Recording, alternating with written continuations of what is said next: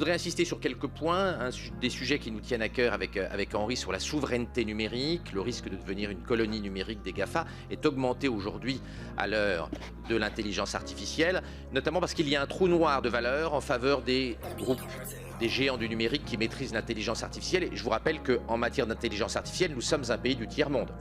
Nous exportons des cerveaux et nous importons toute la journée de l'intelligence artificielle. 65 millions de Français importent de l'intelligence artificielle 180 fois par jour quand ils sont sur leur iPhone ou sur leur téléphone Android. Donc nous sommes des importateurs massifs d'intelligence artificielle. La réalité, c'est que nous avons perdu notre souveraineté numérique sur le numérique traditionnel, les apps, mais aussi sur l'intelligence artificielle. Nous sommes à un tournant de l'humanité, c'est un slogan, c'est le patron d'Intel qui explique ça. Et derrière, on voit un certain nombre de déclarations tout à fait démiurgiques et catastrophiques. Le patron de Google qui explique que Google va faire des machines qui raisonnent, qui pensent et qui vont faire les choses mieux que l'homme. C'est la définition d'une intelligence artificielle forte. Elon Musk, le patron de Tesla, nous expliquait le 2 juin dernier, dans un grand élan lyrique, qu'il était urgent de mettre des microprocesseurs dans nos cerveaux avant que l'intelligence artificielle ne nous transforme en animaux domestiques. Et je vous rappelle que dans le futur, tous les gens qui ne seront pas complémentaires de l'intelligence artificielle seront soit au chômage, soit avec un emploi aidé. Pas 99%, 100% par définition. Si vous n'êtes pas complémentaire de l'IA, vous n'avez pas de travail. En effet, si intelligence artificielle plus vous égale intelligence artificielle, vous êtes au chômage ou vous êtes au RSA. Si tous les gens qui ne sont pas complémentaires de l'intelligence artificielle, on les met sur le côté, on leur donne des jeux et du cirque. Dans 50 ans, on a Metropolis et dans un siècle, on a Matrix. Il faut qu'on se batte jour et nuit en réformant l'éducation et le système professionnel pour assurer la complémentarité des travailleurs, quel que soit leur niveau de qualification, avec l'intelligence artificielle faible. Si vous prenez ex-santé, bien sûr, ça va changer et on va trouver de nouvelles fonctions pour les radiologues et pour les médecins.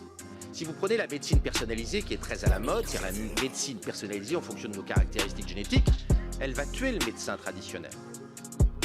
Dans une équation où le malade est de la data et le docteur du software, ce qui n'empêche pas le docteur d'être empathique, dans un monde où le séquençage ADN, c'est 3 milliards de bases ADN, en données brutes 20 téraoctets, 20 000 gigas, 20 000 milliards d'informations par malade, où on a chacun 2 millions de mutations face au génome de référence, 2 millions chacun.